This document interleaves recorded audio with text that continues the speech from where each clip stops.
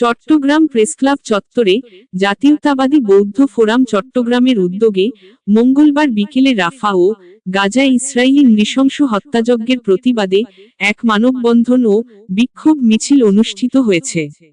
বৌদ্ধ ফোরাম নেতা সমীরণ বড়ুয়া টিটু র সভাপতিত্বে এতে প্রধান অতিথি হিসেবে উপস্থিত ছিলেন জাতীয়তাবাদী বৌদ্ধ ফোরাম কেন্দ্রীয় কমিটির প্রতিষ্ঠাতা আহ্বায়ক ও বিএনপির কেন্দ্রীয় নির্বাহী সদস্য সাথী উদয় কুসুম বড়ুয়া।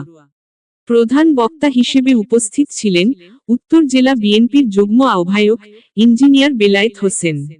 বক্তব্য রাখেন ফোরাম নেতা নীতিশ বড়ুয়া, মিঠু কুমার বড়ুয়া, জগদীশ বড়ুয়া, যিশু বড়ুয়া, সোনাল বড়ুয়া, রিগান বড়ুয়া মুন্না, ইঞ্জিনিয়ার জয় সেন বড়ুয়া, আনন্দ মোহন বড়ুয়া, অজিত বড়ুয়া, নিপুণ বড়ুয়া, নিশিকান্ত বড়ুয়া, হারাধন বড়ুয়া ও টিকলু বড়ুয়া।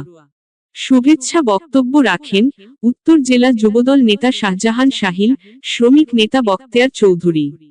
সঞ্চালনায় ছিলেন ইঞ্জিনিয়ার জিতেন বড়ুয়া।